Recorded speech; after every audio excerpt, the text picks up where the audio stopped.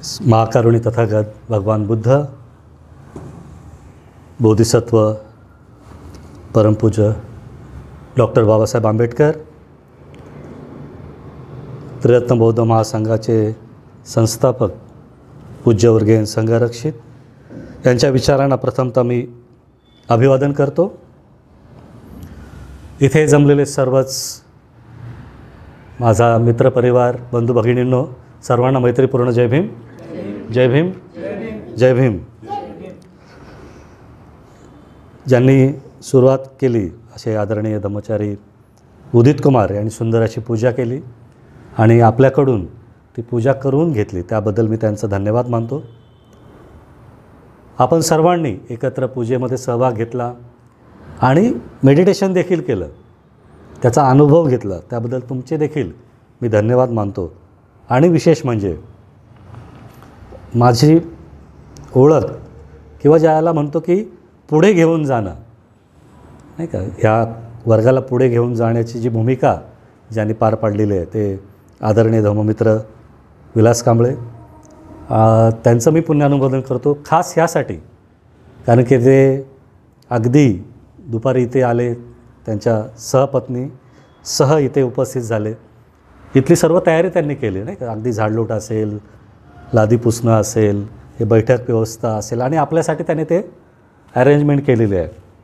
तर त्यांचं दोघांचं देखील मी मनापासून धन्यवाद मानतो.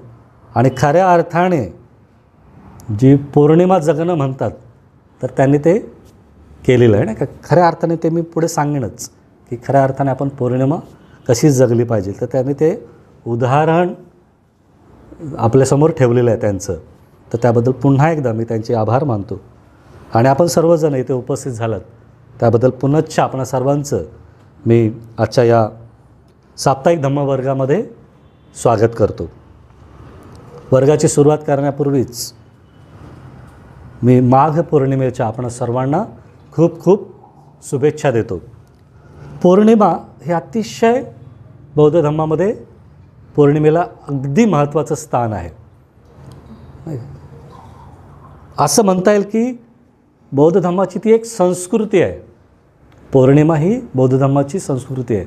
कधीकधी काही जण प्रश्न विचारतात, नाही का, की काय संस्कृती आहे बौद्ध धर्माची, काय संस्कृती आहे, काय कल्चर आहे. जसं आपण इतर धर्मांचं पाहतो तसं बौद्ध धर्माचं काय कल्चर आहे. प्रत्येक पौर्णिमा ही बौद्ध धर्माचं कल्चर आहे, संस्कृती आहे. प्रत्येक पौर्णिमेला काही ना काहीतरी घटना घडलेल्या आहेत, ज्या घटनेतून आपल्याला अधिक प्रेरणा मिळते, अधिक बळ मिळतं, अधिक आपलं मनोबल वाढतं आणि जीवन जगण्याचा जो उद्देश आहे तो उद्देश सफल होण्यासाठी जी प्रेरणा लागते ती प्रेरणा आपल्याला ह्या पौर्णिमेच्या माध्यमातून मिळत असते. म्हणून प्रत्येक महिन्याला एक विशिष्ट प्रकारची संस्कृती बौद्ध धर्माने घालून दिलेली आहे आणि ती पौर्णिमेच्या माध्यमातून आपल्यासमोर ती ठेवलेली आहे. आणि म्हणून बौद्ध धर्मात पौर्णिमेचे अति महत्त्वाचे स्थान आहे. सखोल आचरण करण्यासाठी पौर्णिमा ही आपल्याला संधी प्रदान करत असते, नाही का. बाबासाहेबांनी तर आपल्याला हा बौद्ध धर्म दिला, पंचशील दिलं, दीक्षा दिली 1956 साली आणि तेव्हापासून आपण प्रत्येकजण 22 प्रतिज्ञेचं पालन करतच आहोत. पण त्यासोबतच पंचशील असेल, अष्टशील असेल, दशशील असतील किंवा इतर ज्या काही बाबी असतील त्या आपण पाळण्याचा प्रयत्न करतो. पण खास करून पौर्णिमेच्या दिवशी त्याचा अधिक सखोल अभ्यास करणं, ते अधिक सखोल आचरणात आणणं ही संधी पौर्णिमा आपल्यासाठी आणत असते. आणि म्हणून ह्या संधीचा आपण काय केला पाहिजे, उपयोग केला पाहिजे. त्यामुळे दर महिन्याला आपल्याला ती संधी मिळते, पण आपण खरंच त्या संधीचा लाभ घेतो का ते आपण पाहिलं पाहिजे. पौर्णिमा म्हटलं की अंधकाराचा नष्ट करणारी ती गोष्ट आहे. पूर्ण चंद्र विकसित झालेला आहे. तीच गोष्ट आपल्या जीवनात देखील लागू आहे की खऱ्या अर्थाने आपल्या मनातील जो अंधकार आहे तो अंधकार आपल्याला काय करायचा आहे, नष्ट करायचा आहे. मग तो कुठल्याही प्रकारचा असो. आपल्यातला आळस असेल, जिथे आळस आहे तिथे करिअर नाही, जिथे चाल ढकल आहे तिथे करिअर नाही, जिथे जडत्व आहे तिथे समाधान नाही, प्रसन्नता नाही, आनंद नाही, सुखाची भावना नाही. आणि म्हणून या पौर्णिमेच्या चंद्राप्रमाणे आपल्याला काय करायचं आहे, आतून विकसित व्हायचं आहे. म्हणून आपल्यातली आळस असेल, आपल्यातला द्वेष असेल, आपल्यातला राग असेल, आपल्यातला क्रोध असेल, आपल्यातला मत्सर असेल, आपल्यातली ईर्ष्या असेल, ती काढून टाकण्याची संधी प्रत्येक पौर्णिमा आपल्याला देत असते. त्यामुळे आपलं स्वतःचं ॲनालायसिस करण्याची ही वेळ आहे. पौर्णिमा हे काय घेऊन येते, स्वतःला पहा, ॲनालायसिस करा, स्वतःचं ऑडिट करा. मी कसा आहे, मी काय सध्या काय करतो आहे, काय माझे प्रयत्न चालू आहेत, कुठे आहे मी काय गोल ठरवलेला आणि मी आता सध्या कुठे आहे, खरंच माझे त्या पद्धतीने प्रयत्न चालू आहेत का, खरंच माझी प्रगती होताना मला दिसत आहे का, आणि जर दिसत असेल तर आणखी कशी प्रगती होईल, त्यासाठी मी काय प्रयत्न करत आहे, काय करू शकतो, आणि जर प्रगती दिसत नसेल तर मी कुठे अडकून पडलो आहे, ते तपासण्याची ही वेळ आहे. आणि म्हणून प्रत्येक पौर्णिमा आपल्याला काय करत असते, ॲनालायसिस करण्यासाठी संधी देत असते. म्हणून चंद्र प्रकाशित असतो की त्या प्रकाशात आपल्याला स्वतःला पाहायचं आहे, स्कॅन करायचं आहे, नाही का. आपण प्रत्येकाने अनुभव घेतला असेल, आपल्याला जर एक्सरे करायचा असेल तर आपण जातो लॅबमध्ये आणि एक्सरे करतो, तर तिथे अल्ट्राव्हायलेट प्रकाश पडतो तो, नाही का. म्हणजेच काय, ती बॉडी स्कॅन होते. हा चंद्र देखील तुम्हाला स्कॅन करण्यासाठी सांगत आहे की तुमच्या बॉडीचं, तुमच्या मनाचं स्कॅन करा. कुठे काय फ्रॅक्चर झाले मनामध्ये, कुठे काय ब्लॉकेज झालेत, कुठे काय बिघाड झाला आहे, ते पहा, ते स्कॅन करा आणि त्याला दुरुस्त करा. आणि म्हणून हे दुरुस्त करण्यासाठी प्रत्येक पौर्णिमा आपल्यासाठी निर्माण झालेली आहे आणि त्याचा आपण फायदा घेतला पाहिजे. आणि म्हणून जर प्रत्येक पौर्णिमा ही आपल्याला संधी प्रदान करत असते. म्हणून बौद्ध धर्मामध्ये पौर्णिमेला अतिशय महत्त्वाचे स्थान आहे. म्हणून बघा, काही जण उपवास पाळतात पौर्णिमेला, नाही का, की दिवसभर ते अगदी काही मोजकं खातात, तर काही जण काहीही खात नाही. त्याला सायंटिफिक रिझन आहे. ज्यावेळेस पौर्णिमा असते तर पौर्णिमा जो चंद्र आहे त्या चंद्राचा परिणाम पृथ्वीवरती जेवढं पाणी आहे त्या पाण्यावरती होत असतो. पृथ्वीवरती किती % पाणी आहे, कोण सांगेल? 70. हां, बरोबर ना राज? 72% पृथ्वीवरती पाणी आहे. आपल्या शरीरात किती पाणी आहे, किती % पाणी आहे?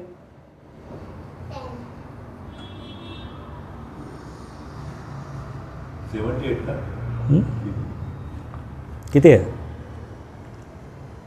सेम आहे, 72 to 75च्या आसपास आपल्या शरीरात पाणी आहे. मग आपण आपल्या ह्या पृथ्वीचा घटक आहोत. आणि ज्यावेळेस पौर्णिमा असते त्यावेळेस आपल्या शरीरातील पाण्यावरती देखील त्याचा परिणाम होतो. आणि पाणी जर आपण नुसतं खात राहिलो तर त्याचा परिणाम आपल्यासाठी चांगला नसतो पौर्णिमेच्या दिवशी. म्हणून पौर्णिमेच्या दिवशी काय म्हणतात की लिक्विड डाएट करा. उपवास पाळण्याचं मेन कारण ते आहे की तुम्ही हलका आहार घेतला पाहिजे, अल्पोहार घेतला पाहिजे, हलकं खाल्लं पाहिजे, जे पचायला सहज असेल. का? कारण की पौर्णिमा आहे, त्याचा इफेक्ट डायरेक्ट आपल्या शरीरावरती होत असतो. हे मेन सायन्स आहे. आणि म्हणून बौद्ध धर्मात प्रत्येक गोष्ट सायंटिफिकली पुढे आणून ठेवलेली आहे बुद्धांनी. आणि म्हणून प्रत्येक पौर्णिमेला आणि अमावस्येला आहुती आणि भरती असते. पौर्णिमा आणि अमावस्येला आहुती आणि भरती असते, लक्षात घ्या. म्हणून जसं पौर्णिमेला आपण उपवास पाळतो तसं अमावस्येला देखील आपण काय केलं पाहिजे, हलका आहार घेतला पाहिजे. कारण की आपलं जवळजवळ 70% शरीर पाण्याने भरलेलं आहे. पण आपण काय करतो, जास्त खातो आणि कमी पाणी पितो. शरीराला कशाची गरज आहे, पाणी गेलं पाहिजे जास्त शरीरात. जर पाण्याची कमतरता झाली, आत्ताचं जे वातावरण आहे त्याच्यामध्ये जर पाण्याची कमतरता झाली तर तुमचं शरीर कोरडं पडणार, तुमची स्किन कोरडी पडणार. म्हणून ह्या वातावरणामध्ये किमान आपण 3 ते 4 लिटर पाणी दिवसभरात पिलं पाहिजे. आणि म्हणून मग उपवासात जे काही निर्मिती झालेली आहे त्याला काही सायन्स आहे, ते आपण पौर्णिमेच्या दिवशी केलं पाहिजे. दुसरं आहे की अगदी सखोल आपण आचरण केलं पाहिजे पौर्णिमेच्या दिवशी. काही जण अष्टशिलाचं पालन करतात, नाही का, साधी कपडे घालणं असेल, शुभ्र कपडे घालणं असेल. काही जण काशाय वस्त्र देखील परिधान करतात. त्यांच्या घरात समजा असेल फुल कुर्ता असेल, नाही का, काशाय रंगाचा, केशरी रंगाचा, तर ते परिधान करतात आणि अगदी साधं जीवन जगतात. तो दिवस आहे जो पौर्णिमेचा, तो अगदी साधं ते राहण्याचा प्रयत्न करतात. मौनाचं पालन करतात आणि धम्माभ्यास करतात, धम्मचर्चा करतात. आपला अधिक वेळ ते काय करतात, धम्मामध्ये घालवतात. म्हणून आपण पौर्णिमा जी आहे, प्रत्येक पौर्णिमेला आपण ह्या गोष्टी केल्या पाहिजेत. अधिक आपण आपल्या स्वतःमध्ये राहिलं पाहिजे, आपल्या स्वतःचं ॲनालायसिस केलं पाहिजे, आपल्या स्वतःचं स्कॅन केलं पाहिजे की मी आत्ता सध्या कसा आहे आणि मला काय करायचं आहे हे ठरलं पाहिजे, हे पाहिलं पाहिजे. आणि म्हणून चंद्र काय आहे, आपल्यासमोर साक्षीला आहे. काय का ते गाणं आहे ना, चंद्र आहे साक्षीला. हां, तर तो चंद्र साक्षीला आहे की तुम्ही कसं आचरण करताय, तुम्ही कशा पद्धतीने तुमचं जीवन जगताय, तुम्ही कशा पद्धतीने तुमच्या जीवनाला आकार दिलेला आहे. लक्षात घ्या, प्रत्येक पौर्णिमा ही तुम्हाला रिसर्च करण्यासाठी दिलेली आहे बुद्धांनी. रिसर्च करा, तुमच्या जीवनाचं ऑडिट करा. आणि म्हणून आपण प्रत्येक पौर्णिमेला काय केलं पाहिजे, आपल्या स्वतःला तपासलं पाहिजे की मी माझ्या करिअरच्या कुठल्या टप्प्यावरती आहे, मी माझ्या गोलच्या कुठल्या टप्प्यावरती आहे, मी माझ्या ध्येयाच्या कुठल्या टप्प्यावरती आहे, हे आपण तपासलं पाहिजे.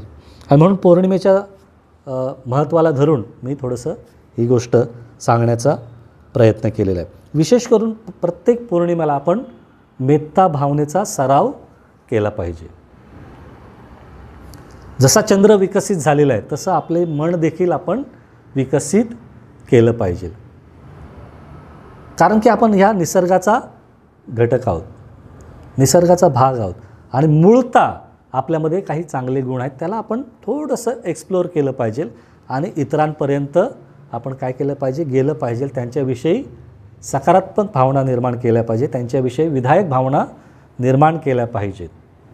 तर खऱ्या अर्थाने आपल्यामध्ये एक सकारात्मक ऊर्जा निर्माण होईल आणि जी खऱ्या अर्थाने अपेक्षित आहे. म्हणून प्रत्येक पौर्णिमेला आपण त्या गोष्टी केल्या पाहिजे. शक्य झाल्यास जवळपास असणाऱ्या ज्या काही बौद्ध लेण्या आहेत त्यांना भेटीगाठी केल्या पाहिजे, तिथे गेलं पाहिजे, तिथे तो अख्खा दिवस व्यतीत केला पाहिजे, त्या सानिध्यात गेलं पाहिजे. कारण की अशा ठिकाणी अनेक जे काय बौद्ध भिक्षू होऊन गेलेले आहेत त्यांचं वास्तव्य तिथे निर्माण झालेलं आहे, नाही का. असे ते पवित्र स्थळ आहेत, त्या पवित्र स्थळांना आपण भेटी दिल्या पाहिजे, तिथे गेलं पाहिजे, नाही का. आपला ग्रुप असेल, सहल काढली पाहिजे, तिथे जाऊन तिथे वंदना केली पाहिजे, पूजा केली पाहिजे, मेडिटेशन केलं पाहिजे. तो एक वेगळाच अनुभव असतो, आम्ही तो अनुभवलेला आहे. वेगळाच अनुभव असतो त्या वातावरणात. ज्यावेळेस तुम्ही जाल तर तुम्ही एक वेगळी ऊर्जा अनुभवाल. तर ते आपण केलं पाहिजे, त्यासाठी आपण प्रयत्न केले पाहिजे. आणि म्हणून खऱ्या अर्थाने जे काही जवळपास बौद्ध लेण्या आहेत त्याच्यामध्ये दर महिन्याच्या पौर्णिमेला आपण गेलं पाहिजे आणि तिथे पूजा वंदना, जे काही स्तूप आहे त्या स्तूपाला आपण वंदन केलं पाहिजे. आणि ह्या स्तूपाशीच रिलेटेड आजची ही माघ पौर्णिमा आहे. आणि बुद्धांच्या जीवनामध्ये प्रत्येक पौर्णिमेला काही ना काहीतरी घटना घडलेल्या आहेत. अगदी ठळक घटना जर बुद्धांच्या जीवनातली आहे तर बुद्धांचा जन्म देखील, सिद्धार्थाचा जन्म पौर्णिमेला झालेला आहे. बरोबर, सिद्धार्थाचा जन्म पौर्णिमेला झालेला आहे. सिद्धार्थाला बुद्धत्व प्राप्त देखील पौर्णिमेलाच झालेला आहे. म्हणजे बुद्धांचा जन्म देखील पौर्णिमेचा आहे. आणि बुद्धांचं महापरिनिर्वाण देखील पौर्णिमेलाच आहे. ह्या मुख्य ठळक घटना तर आहेतच, परंतु अधिक ज्या ज्या काही सकारात्मक घटना बुद्धांच्या त्या कालखंडात घडलेल्या आहेत त्या मोस्टली पौर्णिमेच्या दिवशी घडलेल्या आहेत. त्यामुळे बौद्ध धर्मात पौर्णिमेला अतिशय महत्त्वाचं स्थान आहे. म्हणून खऱ्या अर्थाने जर संकल्प करायचा असेल आपल्या जीवनामध्ये तर पौर्णिमेचा दिवस अतिशय महत्त्वाचा आहे. जर आपल्या जीवनाला कलाटणी द्यायची असेल तर पौर्णिमेच्या दिवशी आपण काय केलं पाहिजे? संकल्प केला पाहिजे. आपल्या जीवनात आपण कुठे जायचं आहे ते ठरवलं पाहिजे आणि त्या पद्धतीने आपल्या जीवनाची पुनर्रचना केली पाहिजे. आपल्या जीवनाला रिफॉर्म केलं पाहिजे, तर खऱ्या अर्थाने त्या पौर्णिमेला महत्त्व प्राप्त होऊ शकतं. आणि बुद्धांनी ते केलं आहे, त्यावेळेस ते करत आलेले आहे. आणि म्हणून बौद्ध धर्म हा पूर्ण जगामध्ये प्रसारित पावला आहे. आणि म्हणून आज जी काय माघ पौर्णिमा आहे त्या माघ पौर्णिमेला अशा काही घटना घडलेल्या आहेत.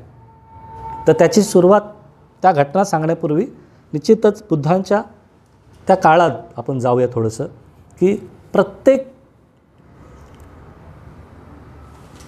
प्रत्येक ठिकाणी बुद्धांनी काय केलेलं आहे?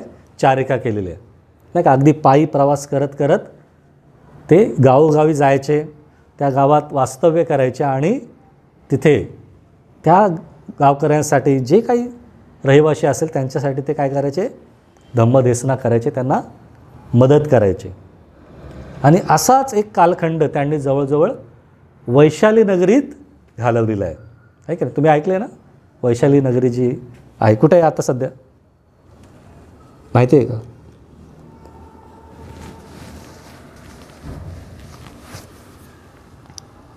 कुठे आहे वैशाली नगरी?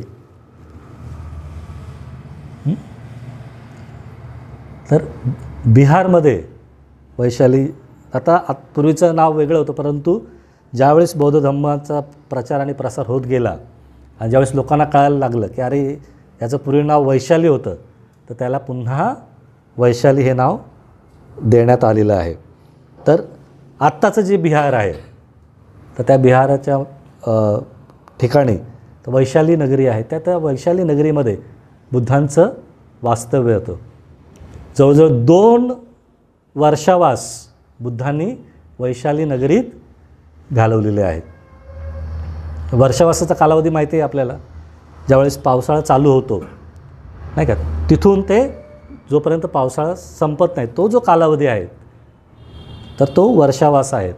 म्हणजे तो वर्षावास बुद्धांनी वैशाली नगरीमध्ये 2 वर्षावास संपन्न केलेला आहे. एक 5वा वर्षावास बुद्धांचा वैशाली नगरीत झालेला आहे आणि शेवटचा वर्षावास 46वा हा बुद्धांचा वैशाली नगरीत झालेला आहे. म्हणजे एकूण बुद्धांनी वर्षावास किती केलेले आहेत? 46. पूर्ण बुद्धत्व प्राप्त झाल्यानंतर बुद्धांचे जवळजवळ 46 वर्षावास झालेले आहेत. आणि त्यातला अंतिम वर्षावास हा वैशाली नगरीत त्यांनी संपन्न केलेला आहे. तिथे ते वर्षावासास राहिलेले आहेत. अगदी समृद्ध वैशाली नगरी होती, अगदी सर्व गुणसंपन्न वैशाली नगरी होती. तिथे जे काही गणराज्य होतं ते लिच्छवी लोकांचं गणराज्य होतं. आणि त्या गणराज्यामध्ये जसं आज लोकशाही आहे तशी लोकशाही तिथे होती. ती जी काही रचना आहे ती रचना अतिशय चांगली होती. आणि म्हणून वैशाली नगरीविषयी विशेष आकर्षण बुद्धांना होतं. आणि म्हणून त्यांनी अंतिम वर्षावास हा वैशाली नगरीत संपन्न केलेला आहे. आणि वैशाली नगरीचं जे काय राज्य होतं, त्या राज्याचं जी काय रचना होती, जो कारभार चालायचा, त्याच कारभाराची रचना बुद्धांनी त्यांच्या भिक्षू संघात निर्माण केलेली आहे. जी भिक्षू संघाची रचना आहे, विनय आहे, ही जी रचना आहे ती त्या वैशाली नगरीतून बुद्धांनी घेतलेली आहे आणि त्याचे दाखले आपल्याला बौद्ध धर्मामध्ये सापडतात. म्हणून भिक्खू संघाची जी रचना आहे ती रचना त्या वैशाली नगरीतून बुद्धांनी घेतलेली आहे आणि त्या पद्धतीने भिक्षू संघ त्यांनी विकसित केलेला आहे. आणि ह्याच वैशाली नगरीमध्ये अंतिम वर्षावास संपन्न करत असताना माघ पौर्णिमेच्या दिवशी त्यांनी एक घोषणा केली. कोणी? बुद्धांनी. कोणाकडे? आनंदाकडे, की हे आनंदा, पुढच्या 3 महिन्यानंतर माझं महापरिनिर्वाण होणार आहे. पुढच्या 3 महिन्यानंतर माझा मृत्यू होणार आहे याची घोषणा त्यांनी आनंदाकडे केली. ती पौर्णिमा म्हणजे आजची माघ पौर्णिमा आहे, नाही का. त्यांनी सांगितलं की 3 महिन्यानंतर माझा मृत्यू होणार आहे, माझं महापरिनिर्वाण होणार आहे. आणि ती गोष्ट त्यांनी आनंदाला सांगितली. आणि ही गोष्ट केवळ आनंदाकडे राहत नाही, तर स्वाभाविक आहे ती गोष्ट भिक्खू लोकांसमोर सर्व भिक्खू संघामध्ये पसरते. आणि भिक्खू संघामध्ये पसरताच ती गोष्ट पूर्ण लिच्छवी लोकांमध्ये देखील पसरते, पूर्ण वैशाली नगरात पसरते. आणि ही गोष्ट कळताच हे जे काही वैशाली नगरातली लोक आहेत ते अगदी भावनाविवश होतात, अगदी भावनाविवश होतात. ते विझून टाकत, ते फुटली काच ते.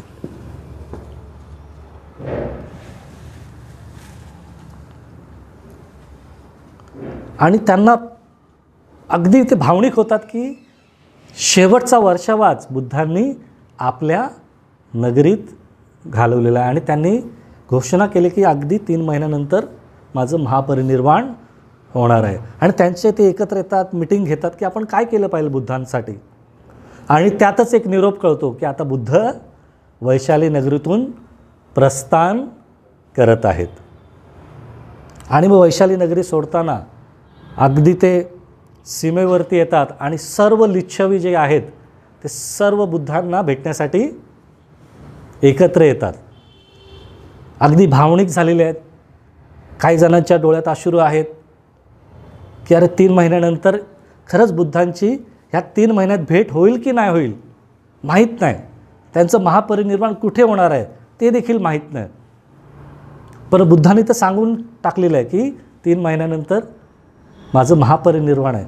माहीत नाही की खरंच पुन्हा बुद्धांचं दर्शन होईल की नाही. आणि हे पवित्र पदकमल आमच्या ह्या नगरीत बुद्धांचे पडलेले आहेत, त्यांचं वास्तव्य इथे झालेलं आहे. आणि त्यासाठी अगदी भावनिक झालेले आहेत. आणि त्या भावनाविवशतेने ते बुद्धांच्या समोर गेलेले आहेत. आणि मग बुद्धांना विनंती करतायत की तुम्ही अजूनही काही दिवस इथे थांबा. पण बुद्ध तयार होत नाही. बुद्ध म्हणतात नाही, मला पुढे जायचं आहे. परंतु त्यांचा जो काय भावनिक ओलावा आहे तो पाहून बुद्धांच्या मनात विचार येतो की यांना काही ना काहीतरी आपण भेट दिली पाहिजे, काहीतरी आठवण दिली पाहिजे, जेणेकरून ते माझ्या संपर्कात राहतील, माझ्या धम्माच्या संपर्कात राहतील, माझ्या संघाच्या संपर्कात राहतील. आणि ती आठवण काय असेल असा विचार करता करता बुद्धांकडे काय असतं तर एक भिक्षापात्र असतं. आणि ते भिक्षापात्रामध्ये काय करतात, लिच्छवी लोकांना ते दान करतात की ही माझी आठवण आहे, ह्या भिक्षापात्राच्या स्वरूपात मी तुमच्या समवेत आहे असं तुम्ही गृहीत धरा. आणि ते भिक्षापात्र ते काय करतात, त्या वैशाली नगरीतील लिच्छवी लोकांना दान देतात. ते पाहून त्यांना खूप आनंद होतो. तिथले जे काही लोक असतात त्यांना अतिशय आनंद होतो आणि अगदी श्रद्धेने ते दान स्वीकारतात. आणि पुढे जाऊन ज्या ठिकाणी बुद्धांनी ते भिक्षापात्र लिच्छवी लोकांना दिलेलं आहे, ती जी जागा असते त्या ठिकाणी नंतर एक सुंदर असं अशोक स्तंभ निर्माण करण्यात येतो. ज्यावेळेस चीनी प्रवासी येऊन गेले, माहिती आहे कोण चीनी प्रवासी? हुएनसंग, माहिती आहे हुएनसंग, फियान आणि तिसरा कोण? तर थोडंसं आपल्याला जाणून घेतलं पाहिजे की कोण तिन्ही प्रवासी आले होते, त्यांनी काय लिहून ठेवलं, नाही का? तर ही गोष्ट ज्यावेळेस अशोक, नाही का, सम्राट अशोक शोधत असतात की कुठे कुठे बौद्ध धम्माचं वास्तव्य आहे, त्यावेळी त्यांच्या निदर्शनात येतं की लिच्छवी लोकांना बुद्धांनी ज्या ठिकाणी भिक्षापात्र दान दिलेलं आहे त्या ठिकाणी ते अशोक स्तंभ उभारतात. सम्राट अशोक स्तंभ उभारतात. आपण आता अशोक स्तंभ पाहतो 4 सिंहाचं आहे, परंतु ते जे अशोक स्तंभ आहे ते केवळ एका सिंहाचं आहे. जवळजवळ 32 ते 35 फूट उंच आहे ते. मला वाटतं 32 फूट असावं. 32 फूट ते हाईट आहे त्याची. आणि त्याच्या अगदी शिखरावरती एकच सिंह आहे आणि उलटं अशी कमळं आहेत त्या स्तंभाला. आणि ते आजही बिहारमध्ये तिथे आहे. आपण कधीही गेलात तर ते स्तंभ तुम्हाला पाहायला मिळतो. आणि ती आठवण सम्राट अशोकांनी तिथे उभी केलेली आहे. म्हणून आपण काय केलं पाहिजे, जे जे काही ऐतिहासिक गोष्टी आहेत त्याला आपण भेटी दिल्या पाहिजेत. त्यानंतर बुद्धांचं महापरिनिर्वाण होतं आणि महापरिनिर्वाण झाल्यानंतर बुद्धांच्या ज्या अस्थी आहेत त्या जवळजवळ 8 ठिकाणी वाटण्यात येतात. आणि त्याच्यातले 8वं ठिकाण जर कुठलं असेल तर ते म्हणजे काय आहे, वैशाली नगरी आहे.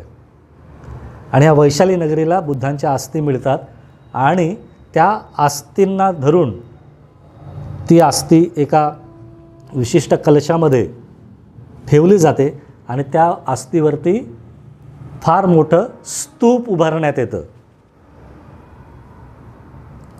आणि कालांतराने अगदी ज्यावेळेस मुघलांच्या स्वाऱ्या झाल्या, सर्व विहारं तोडण्यात आली, स्तूप तोडण्यात आले, सर्व अनेक घटना घडल्या. पण ज्यावेळी संशोधक शोधत राहिले, उत्खनन होत राहिले, त्या उत्खननामध्ये अगदी माघ पौर्णिमेच्या दिवशीच काय झालेलं आहे, त्या स्तूपाचा शोध लागलेला आहे. ती आजची पौर्णिमा आहे की ज्या बुद्धांच्या अस्थीवरती तो स्तूप उभारण्यात आला, त्या स्तूपावरची शोध ज्या पौर्णिमेला लागला ती पौर्णिमा म्हणजे आजची माघ पौर्णिमा आहे. आणि ज्या संशोधकाने तो शोध लावला, जवळजवळ 1858 श्री अनंत आल्टेकर यांनी ह्या स्तूपाचा शोध लावला. जे इतिहास संशोधक होते तर त्यांनी 1858 आणि तो दिवस म्हणजे माघ पौर्णिमेचा दिवस होता. आणि 1858 श्री अनंत आल्टेकर यांनी त्या स्तूपाचा शोध लावला. आणि पुढे जाऊन जे काही फॉरेनचे संशोधक होते त्यांनी मग त्याचा पाठपुरावा केला. आणि मग त्याच्यासाठी जे काही करता येईल, जे काही गव्हर्नमेंटचे ग्रँट मिळवता येईल, त्याला कशा पद्धतीने संरक्षण देता येईल, ते सर्व मग पुढच्या संशोधकांनी निर्माण केले, पुढच्या इतिहासकारांनी ते निर्माण करून ठेवले. तर हा इतिहास आपल्याला माहिती असलं पाहिजे. तर सर्वात पहिली जी घटना घडलेली आहे ती म्हणजे माघ पौर्णिमेला बुद्धांनी घोषणा केली आहे की माझं महापरिनिर्वाण होणार आहे. दुसरी जी घटना आहे ती म्हणजे की हा जो स्तूप आहे तो स्तूप ह्या माघ पौर्णिमेला त्याचा शोध लावण्यात आलेला आहे. फार महत्त्वाची घटना आहे नाही का. स्तूप, त्या बुद्धांच्या अस्थींवरती तो स्तूप उभारण्यात आलेला आहे. आणि म्हणून ही जी घटना आहे ती घटना अतिशय महत्त्वाची. आणि तिसरी जी घटना आहे ती म्हणजे भिक्षापात्र जे बुद्धांनी दान केलेलं आहे लिच्छवींना, वैशाली नगरीला, ती देखील महत्त्वाची बाब आहे. त्यामुळे वैशाली जी आहे ती वैशाली अधिक ठळक स्वरूपात या माघ पौर्णिमेनिमित्त आपल्याला दिसते. ह्याच वैशाली नगरीतून आम्रपाली देखील संघामध्ये मिळालेली आहे, नाही का? आम्रपाली माहिती आहे, आम्रवन तिने बुद्धांसाठी दान केलेलं आहे आणि नंतर मग ती काय भिक्षू झालेली आहे आणि अगदी तिने चांगल्या पद्धतीचं जीवन जगलेले आहे.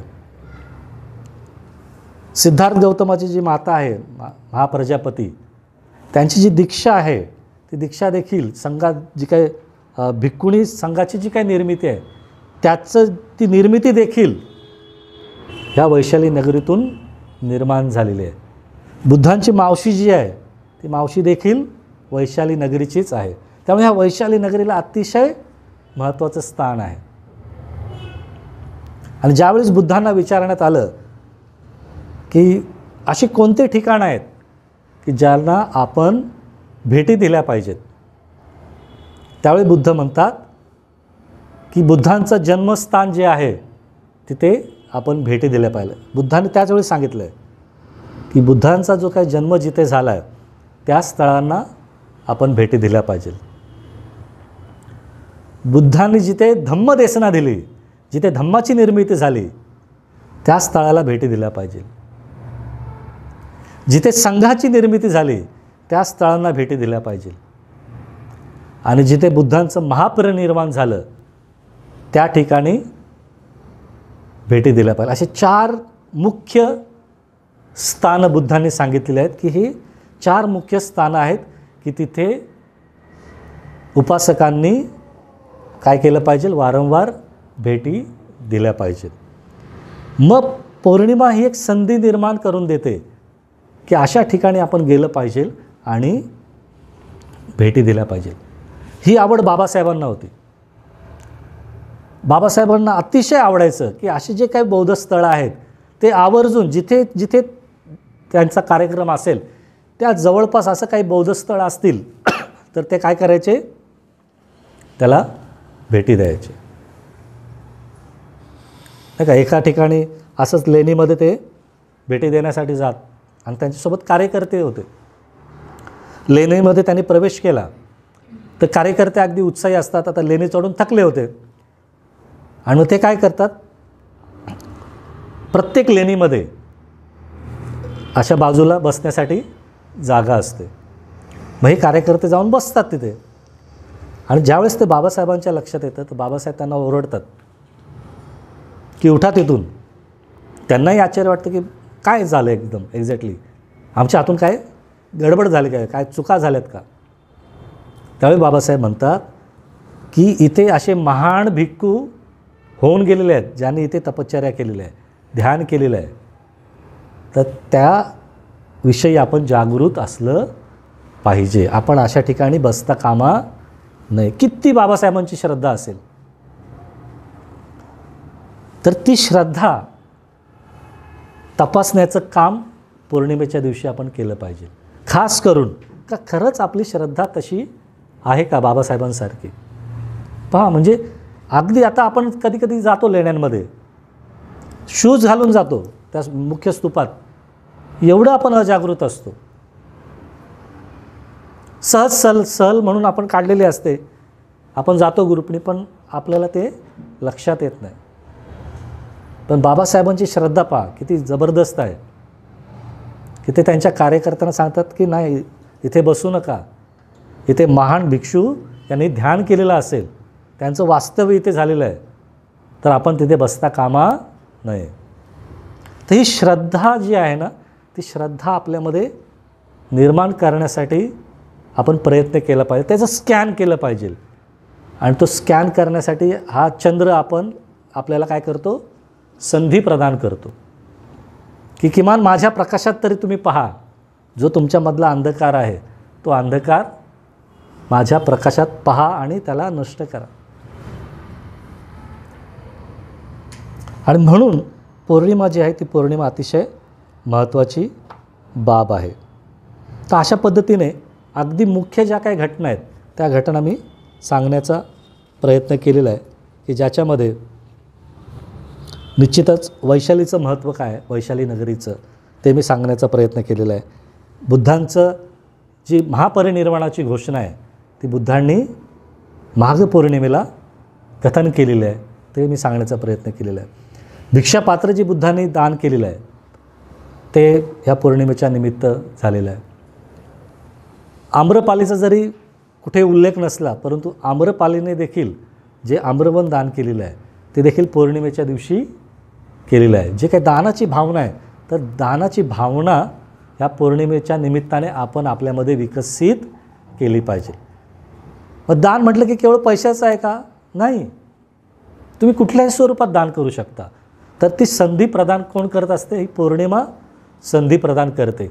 म्हणून प्रत्येक पौर्णिमेला आपण काही ना काहीतरी देण्याची प्रवृत्ती बाळगली पाहिजे.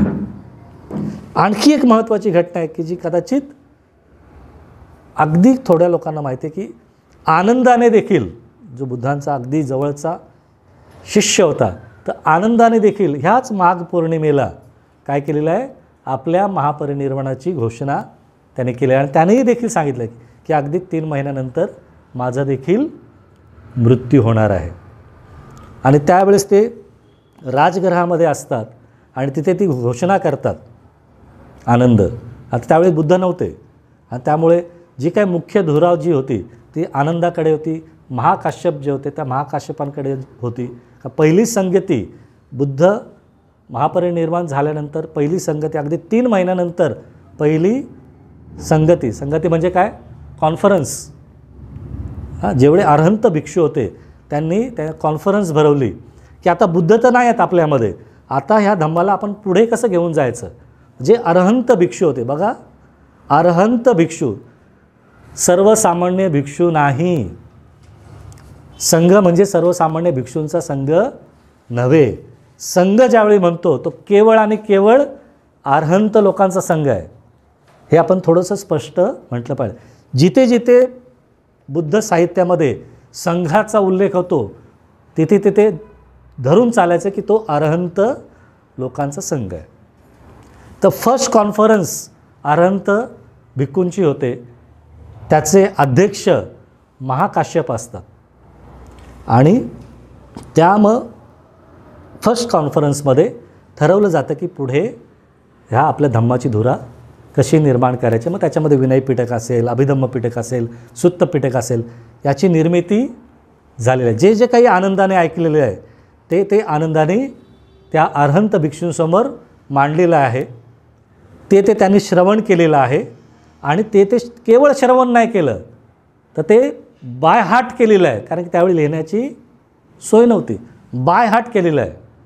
आणि बाय हार्ट केल्यानंतर मग जे सर्वसामान्य भिक्षू आहेत त्यांच्यापर्यंत त्यांनी ते नेलेलं आहे. आणि प्रत्येक वर्षवासाला प्रत्येक अरहंत भिक्षू ती गोष्ट सर्वसामान्य जे श्रामणेर आहेत, भिक्षू आहेत, त्यांच्यापर्यंत ती गोष्ट घेऊन जात होते. आणि म्हणून आनंद जो आहे तो आनंद अगदी प्रमुख भूमिकेमध्ये होता, कारण की अगदी बारीक बारीक गोष्टी बुद्धांनी आनंदाकडे शेअर केलेल्या आहेत. म्हणून ज्यावेळी बुद्धांचं महापरिनिर्वाण होतं त्यावेळी आनंदाकडून एकच वाक्य त्याच्या तोंडून येतं की बुद्ध हे फार करुणावान होते. तो म्हणत नाही बुद्ध फार प्रज्ञावान होते, बुद्ध फार हुशार होते, नाही, केवळ एकच बोलतो की बुद्ध फार करुणावान होते. आणि म्हणून पहिली संगतीमध्ये आनंदाची प्रमुख भूमिका होती. आणि ह्याच माघ पौर्णिमेला आनंदाने देखील घोषणा केली की माझा मृत्यू अगदी 3 महिन्यानंतर असणार आहे. जी घोषणा आहे ती राजगृहामध्ये केली. आणि ज्यावेळेस त्यांनी सांगितलं की मी जरी आता राजगृहामध्ये असेल परंतु माझं परिनिर्वाण वैशालीमध्ये होणार आहे. पुन्हा काय, वैशाली नगरीचं इथे महत्त्व आलेलं आहे. त्याने सांगितलं की माझी इच्छा आहे की वैशाली नगरीमध्ये माझा शेवट व्हावा. आणि ही वार्ता ज्यावेळेस लिच्छवी लोकांना कळते त्यांना फार आनंद होतो आणि ते त्यांच्या स्वागताची तयारी करतात. आणि ज्यावेळेस राजगृहामध्ये आनंदाने ती घोषणा केली आणि राजगृहामध्ये असलेल्या लोकांना ज्यावेळेस कळतं की आनंद आता राजगृह सोडून जात आहेत, त्यांना दुःख होतं आणि मग ते काय करतात, नाही यांना जाऊ द्यायचं नाही. परंतु आनंद निघालेले असतात. अगदी लिच्छवी म्हणजे वैशाली नगरी इकडे आहे, राजगृह इकडे आहे आणि अगदी बरोबर मधोमध आनंद पोचलेले आहेत. आणि इथून राजघराचे राजा येतात आणि इथून वैशालीचे राजे दोघे येतात आणि दोघांची तू महिमा होते. नाही यांचं महापरिनिर्वाण आमच्या इथे झालं पाहिजे, त्यांचं महापरिनिर्वाण आमच्या इथे झालं पाहिजे. आणि आनंदाला प्रश्न पडतो की आता करायचं काय. इथे गेलं की ह्या राजाला राग येईल, त्याला वाईट वाटेल, आणि इथे गेलं की यांची मनं दुखवतील. आणि मग तो शेवटी निर्णय घेतो की नाही, आत्ता मी जिथे उभा आहे ते एक नदीपात्र असतं, त्याचं नाव मला आता आठवत नाही, तर त्या नदीपात्रात ते उभे असतात आणि मग ते म्हणतात की ह्याच ठिकाणी आपण माझं महापरिनिर्वाण होणार. आणि अगदी मग तिथून 3 महिन्यांत, कारण की चालत चालत येईपर्यंत अगदी 2 ते 3 महिने होऊन गेलेले असतात. आणि मग त्याच दोन्ही राज्यांच्या बरोबर मधोमध ते काय करतात, ध्यानाला बसतात आणि जे म्हणतो ना आपण समाधी घेणं म्हणतात. आणि मग तिथे अगदी ध्यान अवस्थेतच ते त्यांचा प्राण त्यागतात आणि महापरिनिर्वाण त्यांचं होतं. आणि त्या ठिकाणी देखील नंतर तिथे त्यांच्या नावाने त्यांची जी आस्ती आहेत ते आस्ती काय करतात, मग दोन्ही राजे लोक वाटून घेतात, नाही का. इथे राजगृहाचे राजे ते पण अर्धे आस्ती घेतात आणि लिच्छवी जे लोक आहेत ते देखील अर्धे आस्ती घेतात. आणि आनंदाच्या ह्या आस्तीवरती दोन्ही ठिकाणी विहारं बांधलेली आहेत. म्हणून ही माघ पौर्णिमा अतिशय महत्त्वाची आहे, कारण की ही वैशाली नगरीशी संबंधित आहे. आणि ह्या वैशालीमध्येच नावातच सर्व आहे. वैशाली म्हणजे विशाल, समृद्ध. तर आपण खरंच समृद्ध आहोत का, हे आपण तपासण्याची ही वेळ आहे. खरंच आपण आपल्या मनाने समृद्ध आहोत का, आचरणाने समृद्ध आहोत का, विचाराने समृद्ध आहोत का. तर ही वेळ आहे तपासण्याची. म्हणून प्रत्येक पौर्णिमा हे ॲक्च्युली आपलं कल्चर आहे. ते कल्चर आपण काय केलं पाहिजे, जपलं पाहिजे. प्रत्येक पौर्णिमेला आपण काय केलं पाहिजे, अशा ठिकाणी भेटी दिल्या पाहिजे.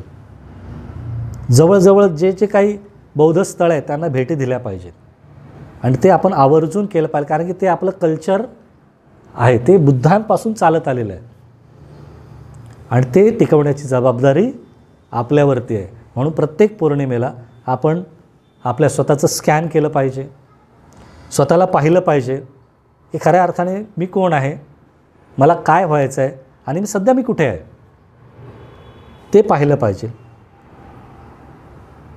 माझं आचरण कसं आहे, माझं वर्तन कसं आहे, माझं बिहेवियर कसं आहे, माझे इतरांशी संबंध कसे आहेत, आरेला कारे बोलण्याची माझी प्रवृत्ती आहे का, एखादी गोष्ट नाही पटली की माझं रिॲक्शन येतात का, पटकन द्वेष बाहेर येतो का. ह्या सर्व गोष्टी आपण पाहिल्या पाहिजे. आणि कोणते असे अडथळे आहेत की जे मला पुढे जाऊ देत नाही, तर त्या अडथळ्यांचा शोध घेण्यासाठी प्रकाश आहे. कुठला, चंद्राचा. आणि म्हणून आपण प्रत्येक पौर्णिमेला आपलं स्वतःचं ॲनालायसिस केलं पाहिजे, स्कॅन केलं पाहिजे आणि आपल्या जीवनाची पुन्हा एकदा पुनर्रचना केली पाहिजे. तर खऱ्या अर्थाने त्या पौर्णिमेला महत्त्व आहे. खरंच एक दिवस आपण काय केलं पाहिजे, जो पौर्णिमेचा दिवस आहे तो एक दिवस आपण खऱ्या अर्थाने एक जसे भिक्षू असतात आचरणशील त्या पद्धतीने व्यतीत केलं पाहिजे. अगदी साधे शुभ्र कपडे घाला, अगदी साधं जेवण जेवायचं त्या दिवशी. लिक्विड डाएट घेतलं तर अतिशय उत्तम, कारण की पौर्णिमा आहे. भरभर खाल्लं तर त्याचा तुम्हाला त्रास होणार, कारण की साहजिक आहे पौर्णिमेचा इफेक्ट डायरेक्ट आपल्या शरीरातील पाण्यावरती होत असतो.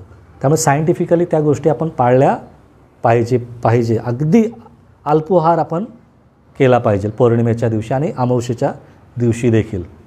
त्यामुळे ह्या दोन्ही गोष्टी आपण थोड्याशा पाळल्या पाहिजे सायंटिफिकली.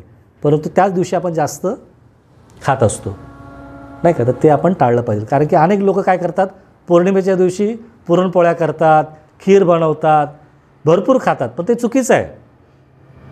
ते चुकीचं आहे. आपण अल्पोहार घेतला पाहिजे पौर्णिमेच्या दिवशी. अगदी साधं जेवण केलं पाहिजे, अगदी लिक्विड डाएट घेतलं पाहिजे. त्यामुळे पुन्हा एकदा आपण काय केलं पाहिजे, आपल्या जीवनाची पुनर्रचना केली पाहिजे. तर आजच्या दिवशी मला जे जे काही सांगायचं होतं ह्या पौर्णिमेला धरून, तर ते मी सांगण्याचा प्रयत्न केलेला आहे. प्रत्येक पौर्णिमा तुम्हाला संधी प्रदान करते, ही गोष्ट मात्र विसरू नका. ॲनालायसिस करण्याची, तुमचं स्कॅन करण्याची, तुमची पडताळणी करण्याची.